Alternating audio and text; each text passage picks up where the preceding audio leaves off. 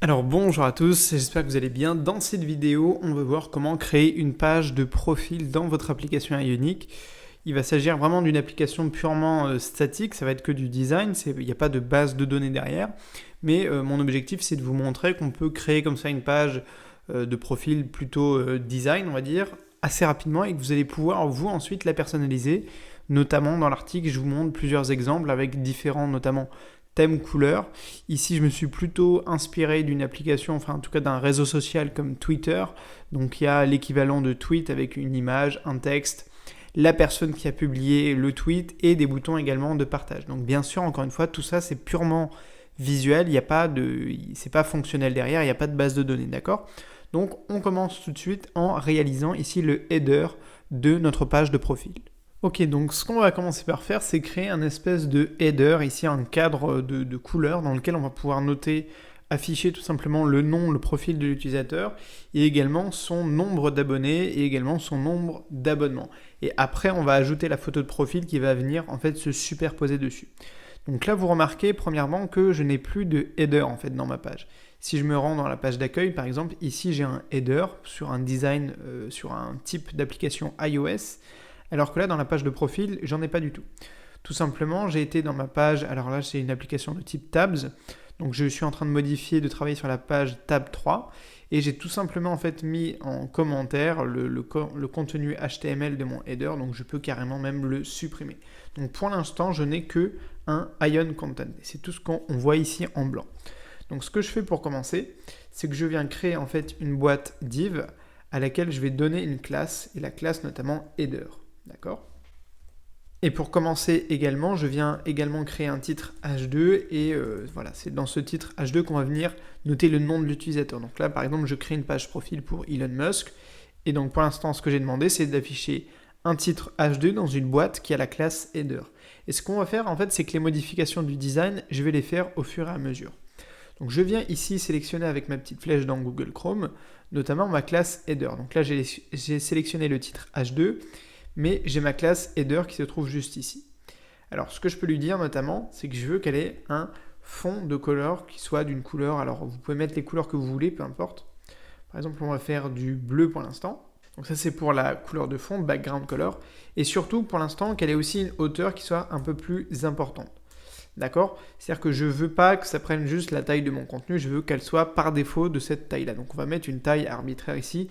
180 pixels, c'est vraiment pour la taille un petit peu défaut. Ensuite, ce qu'on veut, c'est éviter qu'il y ait cet effet de décalage ici. Donc en fait, il suffit d'ajouter un padding en fait top, c'est-à-dire une marge intérieure en haut de notre boîte. On va mettre au départ de 1 pixel juste pour éviter le petit bug d'affichage qu'il y a ici. Donc ça, c'était juste pour notre classe header, d'accord? Il n'y a rien de très compliqué pour le moment. Je vous invite juste à venir, par exemple, ici, sélectionner une couleur qui correspond plus au thème de votre application. Donc moi, dans cette vidéo, on va faire le thème bleu. D'accord? Donc pour l'instant, je peux venir copier les propriétés CSS que je viens de déclarer et les donner tout simplement dans mon fichier CSS à ma classe ici header. D'accord? Je les donne à ma classe header et normalement, elles vont s'appliquer ici à ma boîte header. Donc quand j'actualise, je devrais avoir les mêmes modifications. Ok, donc c'est bon, j'ai bien le fond en bleu toujours. Et ce que je veux maintenant, c'est que mon titre H2, il soit de couleur blanche. Donc je peux lui mettre color white. Également que la police soit un peu plus grasse. Donc on va mettre font weight. Et là, il me propose plusieurs polices, plusieurs tailles et épaisseurs. Donc moi j'avais mis plutôt qu'une valeur, j'avais mis bold directement. Voilà. Et la dernière chose à faire, c'est de centrer mon texte. Donc là, je mets text align center, tout simplement pour centrer mon texte. Voilà, donc ça c'était pour le titre H2 de mon header.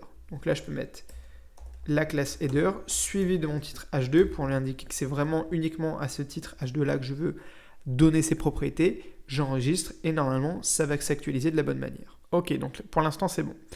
Ce qu'on veut maintenant, c'est que à gauche et à droite en fait de notre header, on ait un petit élément, une petite boîte qui va contenir le nombre d'abonnés et d'abonnements de la personne. C'est un peu un truc classique qu'on retrouve sur Instagram, sur évidemment Twitter et peut-être pas Facebook, mais en tout cas vous êtes capable de suivre et d'être suivi par des personnes. Donc nous, ce qu'on veut, c'est afficher ces deux informations à gauche et à droite. Donc ce que je vais faire en fait dans mon HTML ici, c'est que je viens créer en fait une nouvelle boîte une nouvelle boîte div à l'intérieur de toujours de mon header, d'accord? Et je lui donne la classe en fait space between, qui est une classe que je vais déclarer par la suite. Et ce que je veux en fait, c'est que on ait ensuite à l'intérieur, c'est un espacement qui se fasse à gauche et à droite. Donc pour ça, on va le faire en plusieurs étapes, d'accord? Donc ce que je commence par faire, c'est par exemple annoter le nombre d'abonnés et également abonnements. Donc on va mettre par exemple 34 abonnés et 102 abonnements, on s'en fiche, ok? L'important c'est que je vous montre un peu comment on va manipuler les flexbox pour l'affichage ici de notre header. Vous allez voir que c'est pas très compliqué. Ok, donc pour l'instant, mon texte s'aligne en fait à la verticale. Donc ce que je viens faire ici, c'est que je viens sélectionner, non pas mon paragraphe, mais la boîte qui contient mes deux paragraphes, à savoir la classe space between. Et ici, dans mon element.style, je vais lui donner quelques propriétés CSS, notamment display flex, puisque je veux évidemment utiliser les boîtes flex. Et donc là, vous voyez déjà que mon contenu s'aligne. Et ensuite, ce que je veux, c'est aligner en fait mon contenu toujours à l'horizontale, mais en fait que l'espace entre les deux soit maximum. C'est-à-dire que, en gros, on veut que le premier se place à gauche et le deuxième se place à droite. Et donc ça, c'est space between. D'accord? C'est pour ça que j'avais déclaré ma classe et je l'avais appelée space between. Ok? Et la dernière chose à faire, ce que je veux, c'est que donner en fait une marge intérieure à cette boîte pour ne pas que justement, eh bien, mes informations ici soient collées. Donc ça, on va donner un padding. Et alors, j'avais dû donner 10 pixels à chaque fois. Enfin, de tous les côtés, un padding, sauf pour le padding du bas, j'en ai pas besoin, celui-là je le mets à 0, et pour l'instant, les autres, je les laisse à 10, d'accord? Donc ce qu'on veut, maintenant je peux rajouter juste un border pour que vous voyez bien en fait l'apparence de ma boîte. Donc là, ma boîte, elle est de cette taille-là, d'accord? Donc ce que je fais, c'est que je viens copier ces propriétés et je les affecte en fait à ma classe space between. Donc là, je viens déclarer dans mon fichier CSS, space between, et je lui donne ses propriétés display flex. Le plus important, c'est justify content pour que ça aligne mes éléments à l'horizontale et que ça les espace au maximum. Et ensuite, le padding, c'est juste pour faire en sorte que ça colle pas, on va dire, au bord de l'image. Voilà. Donc maintenant, ce qu'il faut qu'on fasse, c'est faire en sorte que ici, au niveau de l'affichage de notre nombre d'abonnés et d'abonnements, ça se fasse déjà ici, ce chiffre soit entouré avec une couleur, on va utiliser les ion badge, et que notre paragraphe vienne se mettre en dessous. Alors pour ça, ce que je fais d'abord, c'est que je vais dans mon HTML ici, et c'est qu'en fait, je vais contenir en fait ces informations dans une autre boîte. Donc je viens ici à l'intérieur de ma boîte space between, créer une première boîte, en fait les deux vont avoir la même classe. Et je donne la classe que j'avais déjà utilisée avant, followings, d'accord? Donc je viens copier, hop, comme ça on va faire deux boîtes avec la classe followings, et à chaque fois on va y inclure notamment le paragraphe, voilà, comme ceci. Donc ça c'est que de la mise en forme, voilà. Mais ce que je veux, c'est que, en fait, que tout ne soit pas dans mon paragraphe, notamment je vais utiliser les ion badge. Donc pour ça ici, je viens utiliser un ion badge comme ceci, avec une couleur, ici on va garder la couleur primary pour du bleu, et avec un nombre ici. Donc là, le nombre, on va lui demander de l'afficher ici, d'accord? Et là, je viens copier le badge. Voilà, et là, on va reprendre le 102 ici. Donc le problème, c'est que pour l'instant, j'ai pas donné de propriété CSS à ma classe followings, donc j'ai bien deux boîtes qui vont s'espacer au maximum, mais le contenu de ces boîtes, lui, pour l'instant, ne va pas être encore comme on le souhaite. Donc pour l'instant, c'est plutôt pas mal. Simplement, nous, ce qu'on veut, c'est centrer ici notre badge et également donner une certaine couleur, en fait, tout simplement, à notre texte. Donc ce qu'on va commencer par faire, c'est venir ici sélectionner notre boîte followings, d'accord, et on va lui donner des petites propriétés à cette classe. Notamment, on va utiliser à nouveau la propriété display flex, sauf que attention, ici, si on fait ça, en fait, nos éléments à l'intérieur de cette boîte vont automatiquement prendre le maximum de place. Donc nous, ce qu'on veut en premier lieu, c'est maintenir la direction en fait du positionnement à la verticale. Donc on va utiliser flex direction et colonne, d'accord? Donc ça c'est bon. Et ce qu'on veut également, c'est que ce contenu soit aligné au centre, ok? Donc avec ça, j'ai effectivement créé des badges et un texte paragraphe qui me permettent d'aligner comme ça à la verticale et bien centré. Donc ce que je peux venir faire, c'est copier ici ces propriétés CSS et les affecter à ma classe followings. Je déclare la classe followings dans mon fichier CSS. et je lui donne les propriétés suivantes. J'enregistre et je fais en sorte que ça s'applique bien également à gauche. Ok, donc ça c'est bon, c'est nickel. La dernière chose à faire, c'est de faire en sorte que ici, en fait, si on sélectionne en fait nos paragraphes, on voit déjà qu'on a une couleur qui est noire, ça c'est facile à changer, mais c'est qu'on a une marge, ici vous le voyez en orange en fait, qui est assez importante. Donc ce qu'on fait, déjà on fait color white pour tout simplement colorer notre texte en blanc, et on va lui réaffecter une valeur de margin, c'est-à-dire de marge extérieure. On va lui mettre pour le moment 0 pixel. Alors si c'est pas suffisant, on peut en fait venir modifier ici plusieurs valeurs. Et par exemple, la première valeur qui est la marge en fait du dessus, pour ajuster en fait le positionnement de notre texte. Donc là c'est plutôt pas mal, 8 pixels et ensuite 0 pixels partout, ça nous permet de gérer les marges. Ok, donc là j'ai plus qu'à donner ces propriétés-là à mon paragraphe P. Donc je viens dans mon fichier CSS, je reprends la classe followings suivie de la balise P et je donne mes propriétés CSS. Et je vérifie bien que ça s'applique à mon autre élément ici à gauche en actualisant. Ok, c'est bon, on a bien l'affichage ici du nombre d'abonnés et ici du nombre d'abonnements. On passe à la partie suivante, on va afficher en fait l'image de notre utilisateur. Ok, donc pour afficher en fait notre image de profil, ça va être relativement simple. Simplement, il va falloir déjà afficher une image déjà de base et ensuite on va lui donner plusieurs propriétés CSS. Donc ce que je fais, c'est là que je reviens dans mon fichier HTML et là par contre je vais directement à la suite de mon header, d'accord ? Et là je viens déjà créer la balise image.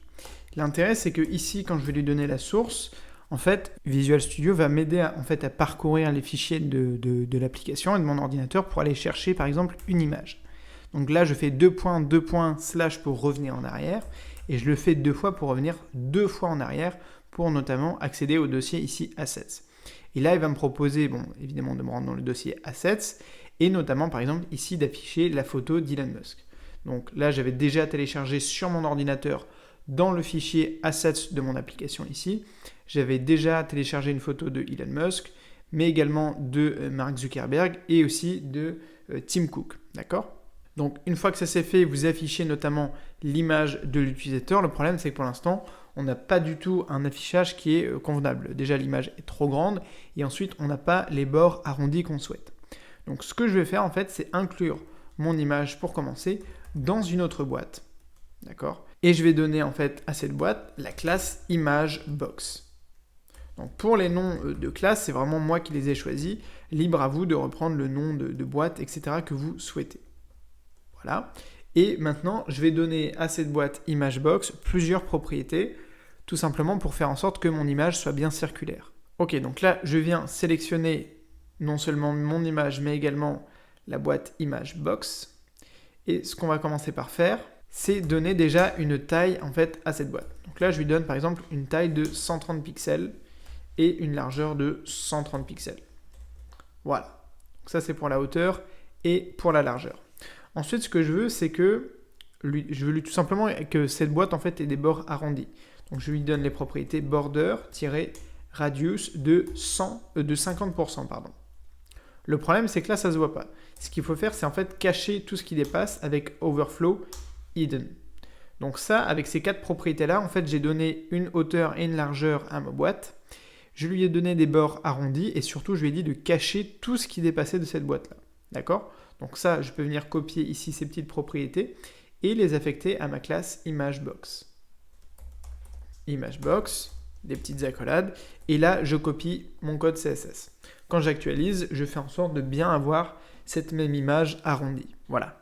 Donc ce que je veux également maintenant, c'est pour bien mettre en valeur en fait mon image, c'est qu'elle ait à la fois un bord blanc suivi d'un bord d'une couleur de votre choix. Ça peut être du bleu, ici c'était du rouge, et ici c'était du noir. Donc ce que je fais, c'est que je vais créer une autre boîte dans laquelle je vais inclure mon image et ma boîte ImageBox. Okay, donc je viens en fait créer une autre boîte div. Voilà, je fais bien attention de respecter les inclusions. Et je donne à cette boîte une autre classe. Donc par exemple, je l'avais appelée border white. Okay, donc je retourne ici dans mon fichier, dans mon application Ionic Serve, et je vais faire les modifications directes. Le problème pour le moment, c'est qu'on n'aura pas vraiment l'occasion de voir en fait cette bordure puisqu'on sera sur blanc. Donc je viens, comme d'habitude, sélectionner ma boîte ici border white. et je vais lui donner les propriétés suivantes. Notamment une bordure effectivement de 1. Alors on va voir pour la taille par la suite. Pour l'instant je mets 4 pixels et alors on peut le laisser en noir. On va le mettre en... on va laisser en noir pour l'instant, je le passerai à la fin en blanc. D'accord? Donc je laisse sur black. Ok? Ce qu'on veut, c'est faire comme on a fait pour la boîte précédente, c'est un border radius de 50%. D'accord? Le problème c'est qu'ici ça prend effectivement toute la largeur de ma ligne. Et en fait, j'ai une troisième propriété à donner, c'est width. Et vous mettez ici fit content pour qu'en fait la taille et la largeur ici de ma boîte viennent automatiquement s'adapter à la largeur de son contenu à l'intérieur. Et là, j'ai plus qu'à passer ici ma couleur black directement au blanc, donc comme ceci. Donc pour l'instant, on ne le voit pas. On le voit peut-être effectivement avec le border, mais ça fonctionne. Vous le verrez en fait quand on aura une border, une couleur de bordure qui va être bleue derrière, on va voir la différence, d'accord? Donc ce que je fais, c'est que je viens donner ces propriétés CSS ici à ma classe border white. Border-white et je donne les propriétés CSS suivantes. Donc j'actualise, bon, je ne devrais pas avoir de différence. Ce qu'on va faire, c'est qu'on va directement passer à la boîte suivante où on va créer une bordure cette fois qui va être bleue. Donc je viens dans mon HTML et je crée en fait une autre boîte supplémentaire, voilà, dans laquelle je vais inclure tout mon contenu précédent, là que je vais appeler border, par exemple ici blue, d'accord? Et on va donner également à cette boîte border blue des propriétés qui vont nous permettre de lui afficher un bord cette fois-ci bleu. Et encore une fois, ça peut être sur le thème couleur que vous souhaitez. Encore une fois, moi dans l'article dans lequel vous avez tous les codes sources, y compris le code source complet de l'application à télécharger, j'ai fait différents tests de couleurs, noir, bleu, rouge, vert, peu importe. Donc là, je viens sélectionner ma boîte border blue, d'accord? Et on peut venir même en fait copier les propriétés précédentes de ma border white à ma border blue, ok? Alors ici, ce qu'on peut surtout, c'est changer la couleur et passer par exemple à du bleu. On va essayer de faire du bleu un peu plus foncé. Voilà. Et donc là, on peut également changer effectivement, par exemple, l'épaisseur, diminuer ou augmenter l'épaisseur de la bordure, d'accord? Donc ça fonctionne et ça nous permet d'avoir deux bordures pour mettre bien en valeur mon image. Donc là, vous pouvez effectivement copier ce contenu et l'affecter à votre classe border blue. Sinon, je peux tout simplement ici copier ma classe border white, la modifier, lui mettre border blue et venir ici sélectionner la couleur que j'avais mis de côté. Hop. Hashtag. Et là, le nom de ma couleur. Et ici, en termes d'épaisseur, je vais passer à 7 pixels. Je laisse s'actualiser et je regarde ce que ça donne. Ok, donc pour les bords de ma couleur, on va dire que c'est correct. La seule chose qui nous reste à faire, c'est à centrer cette image à l'horizontale et à la placer en fait un peu plus ici en avant. Donc ce qu'on fait, encore une fois, on va reproduire le même processus. On va créer une dernière boîte div, voilà, et on va tout simplement changer le nom de cette classe. Et on va lui mettre tout simplement la classe flex puisqu'elle aura un comportement vraiment basique de flexbox. Encore une fois, les flexbox, c'est vraiment très utile dans le développement web en général et particulièrement pour nous aussi dans le développement mobile avec des outils comme Ionic.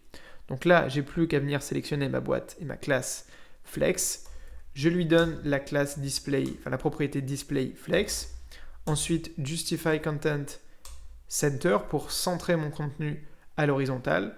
Et ici, on va utiliser la propriété margin top pour décaler en fait notre contenu par rapport à notre header. Et donc là, c'est à vous de faire les tests pour faire en sorte que effectivement ça matche parfaitement. Au niveau du margin top, moi j'étais arrivé à 76 exactement. Ça me permettait de bien centrer mon image comme ça par rapport à mon header. Et donc là, j'ai plus qu'à copier ces propriétés et les donner à ma classe ici flex. Hop, donc je viens dans mon fichier CSS, je déclare la classe flex et je copie toutes ces propriétés que je viens de tester dans mon navigateur Google Chrome. Je laisse le temps de s'actualiser pour vérifier que tout est en place et on va pouvoir passer à l'étape d'après où on va commencer à créer nos tweets. Ok, donc l'image s'affiche correctement. La prochaine étape, ça va consister à créer en fait des publications de notre utilisateur.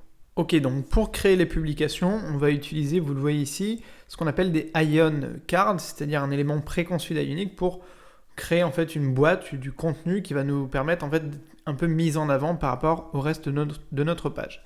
Donc pour ça, je me rends dans mon fichier HTML, à la suite ici de mon image, et je viens créer ma première Ion Card, ok? Et je peux commencer à entrer du texte pour le moment. Juste pour vous montrer en fait à quoi ressemble une card d'Ionic. Donc je laisse s'actualiser. Voilà, donc vous le voyez pas très bien, mais c'est une boîte en fait qui va être mise en avant et dont le design en fait va varier que l'on soit sur iOS ou sur Android. Alors, plutôt que de mettre du texte comme ça en brut, on vient créer en fait une Ion Item.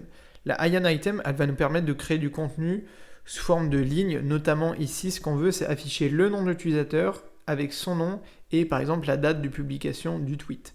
Donc là, je viens créer un Ion Item et notamment un Ion Label. Voilà. Et là, je vais pouvoir mettre, alors plutôt que d'écrire n'importe quoi, je vais écrire le nom de la personne qui a tweeté. Ok ? J'actualise et on regarde ce qui se passe. Ok, donc là, j'ai le nom de mon utilisateur et avec le problème, c'est que moi, je ne veux pas cet affichage ici de ligne à l'intérieur. Donc, ce que je fais, c'est que je lui donne l'attribut lines égale none. D'accord ? Pour masquer cet affichage-là. Ce que je veux également, c'est que mon Ion Label, déjà, il mette sous forme de titre en fait le nom de mon utilisateur, donc sous forme de titre H2. Et également qu'on mette par exemple sous forme de paragraphe, on va mettre il y a 23 minutes. Voilà. D'accord, donc on va afficher dans mon Ion Label, plutôt que de mettre directement le texte, on va afficher un titre H2 et un paragraphe P. Et ce que je veux également, c'est que par exemple ici, tout simplement le nom de mon utilisateur soit en gras, donc pour le mettre encore plus en valeur. Donc je laisse ma page s'actualiser. Ok, donc ça c'est bon pour l'affichage du nom de l'utilisateur et pour la date de publication. Ce qu'on veut également, c'est proposer une petite image en miniature de l'utilisateur à gauche. Donc pour ça, on va utiliser tout en haut au départ, si vous voulez, notre Ion Item, on va venir utiliser la balise Ion Avatar. Voilà, comme ceci. Donc là, j'ai créé la balise Ion Avatar et à l'intérieur, je dois créer la balise image, d'accord ? Donc là, il m'avait mis par défaut source avec des crochets. Nous, on va directement mettre l'URL de notre image, donc c'est toujours la même, 2.2./ deux fois jusqu'à mettre l'image de profil de l'utilisateur, d'accord ?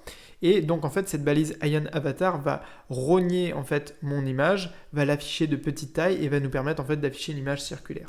Là je dois juste ajouter l'attribut slot égale start pour que mon avatar, la photo de profil de l'utilisateur, s'affiche au début, donc start c'est pour au début, de mon Ion Item, donc dans notre cas à gauche. Ok, donc là j'ai bien la photo de profil suivie du nom et de la date de publication de notre utilisateur. Ce qu'on veut finalement, c'est afficher juste un texte pour faire le contenu tout simplement de notre tweet. Donc pour ça, ce que je viens faire, c'est créer en fait un deuxième Ion Item pour bien revenir à la ligne et à l'intérieur directement proposer un Ion Label.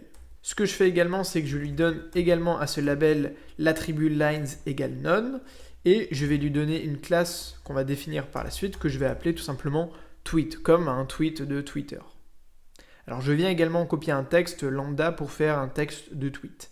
Voilà, donc j'ai copié un tweet tout simplement d'Elon Musk et on regarde ce que ça donne dans l'affichage pour l'instant de notre page.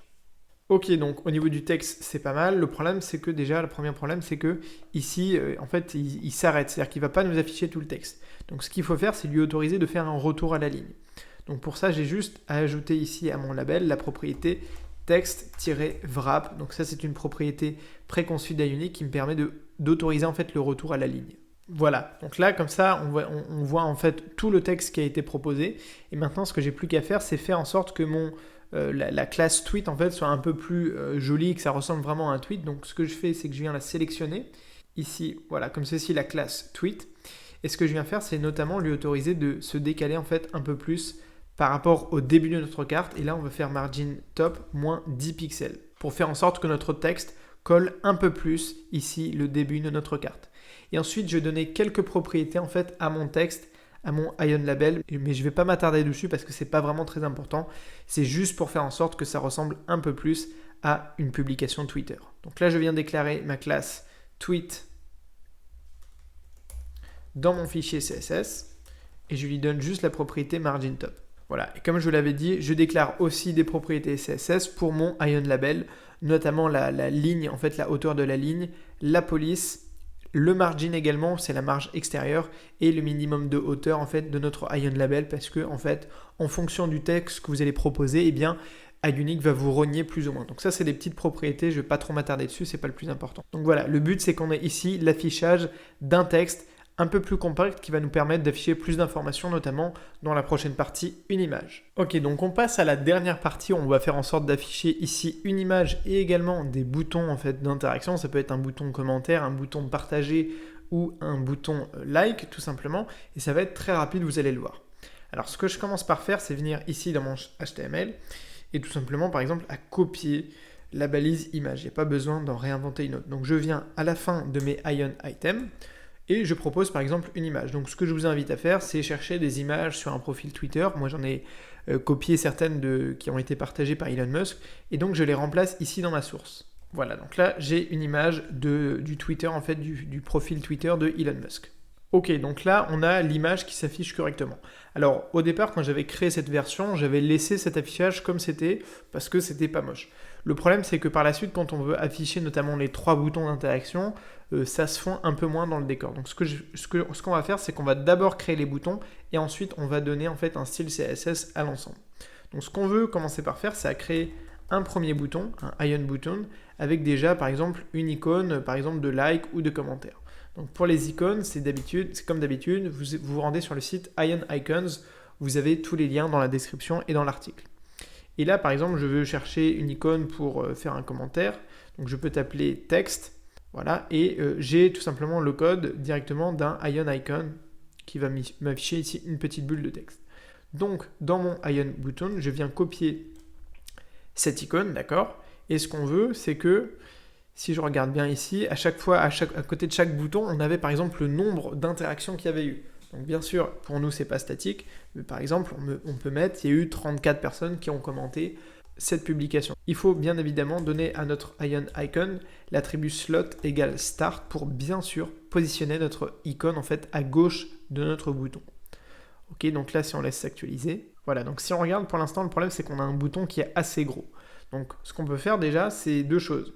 Lui donner une taille, il y a un attribut qui s'appelle size et on peut lui mettre small tout simplement. Et le deuxième c'est fill, on va lui mettre clair tout simplement pour avoir un fond transparent et que ça soit le texte et l'icône qui soit en fait de la couleur de notre bouton. Donc par défaut ça va être primary, donc dans notre cas ça va être du bleu, d'accord. Donc déjà ces 2 petites propriétés vont nous faire quasiment tout le travail. D'accord? Et bien en fait c'est fait. Donc là je peux évidemment cliquer sur le bouton, il n'y a pas d'interaction, mais je peux le copier 2 fois, 3 fois pour modifier par exemple à chaque fois l'interaction. Donc on va mettre un truc de retweet et une icône en fait pour liker. Donc je viens copier ici mon Ion Button. Là je fais juste un peu d'indentation. Je viens dans mon Ion Icon ici. On va chercher l'icône pour par exemple liker une publication. Donc ça c'est heart. Donc je viens copier heart empty, vous pouvez mettre un cœur plein, peu importe.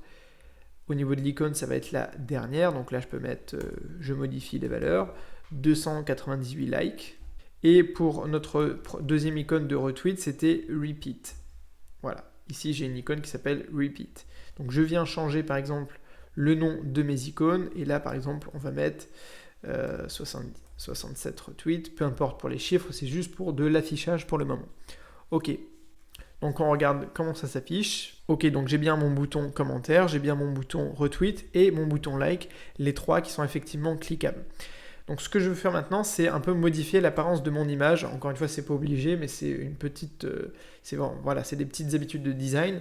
Donc là, je viens sélectionner mon image. Ok, et ce qu'on fait, c'est que je vais lui donner une taille en fait de 95%, comme ceci. Et ensuite, je vais lui donner un margin left ici de 2,5% tout simplement pour décaler. J'aurais pu lui mettre un margin right, mais en fait ça suffit en lui proposant tout simplement un margin left. Et la dernière chose à faire, c'est que je peux lui donner directement à notre image un border radius, par exemple ici de 10 pixels, pour afficher une image tout simplement avec des bords arrondis. Donc je peux venir copier ces petites propriétés et les affecter effectivement à mon image. Donc là j'avais créé une classe carrément qui s'appelait tweet-image. Et je vais donner, en fait, affecter à cette classe des propriétés CSS. Donc je le fais tweet-image et je lui donne les propriétés CSS que je viens de déclarer. on actualise et je vais également créer plusieurs tweets pour vous montrer le résultat avec plusieurs tweets. Ok, donc voilà le rendu de notre page de profil. Là, j'ai créé un tweet avec simplement du contenu texte, mais du coup où j'ai rajouté en fait les boutons d'interaction. Là, c'est celui qu'on a créé ensemble. Et ça, c'en a un dernier où j'ai ajouté une autre image. Simplement, ce que je voulais vous montrer, c'est que si vous voulez mettre, par exemple, en valeur, par exemple ici, le nom d'un utilisateur ou un lien, ce que je fais moi souvent dans mes textes, c'est que ici, si vous regardez mon Ion Label, en fait, j'ai utilisé la balise i. Je vais vous montrer dans mon HTML. Voilà, par exemple, le nom Elon Musk avec le arrobase, je l'ai mis avec la balise i. Et ce que vous pouvez faire, par exemple, c'est ici venir sélectionner avec la balise i tout simplement et lui ajouter, par exemple, une couleur, par exemple en bleu ou quelque chose qui est avec le thème de votre application, par exemple ici, un bleu un peu clair. Et de mettre également, vous pouvez le mettre un peu plus en gras pour bien le mettre en valeur. D'accord ? Donc, par exemple, ici, FontWays 800. D'accord ? Donc ça, c'est un petit détail et vous pouvez l'ajouter ici à la fin. C'est la dernière propriété qu'on va ajouter à votre CSS pour vraiment mettre en valeur, par exemple, les liens ou le nom des utilisateurs qui vont être cités dans les tweets. Donc bien sûr, encore une fois, ça, c'est pas quelque chose qui est dynamique pour le moment. C'est géré à la main, mais ça peut vous permettre, encore une fois, de tester des designs et ça va vous permettre par la suite, quand vous allez dynamiser votre application, à bien avoir conscience de la version finale. Donc c'est la fin de cette vidéo. Vous retrouvez évidemment tous les codes que j'ai utilisés dans l'article écrit et vous pouvez également surtout télécharger le code source de l'application complète. Vous pouvez évidemment vous amuser ici où je vous ai fait plusieurs tests en changeant facilement les couleurs. Il suffit de changer par exemple ici la couleur de votre fond ou la couleur de votre menu tabs. Vous pouvez aussi évidemment tester avec plusieurs personnages, plusieurs personnalités comme je l'ai fait moi avec Mark Zuckerberg, Tim Cook et Elon Musk. Et je vous invite tout simplement à vous abonner à la chaîne YouTube, à commencer mon programme gratuit sur Ionic et si vous souhaitez aller plus loin, mon programme payant Application Facile. Moi je vous dis à très vite sur la chaîne YouTube et sur le blog et surtout n'oubliez pas de rêver très grand. Allez, salut!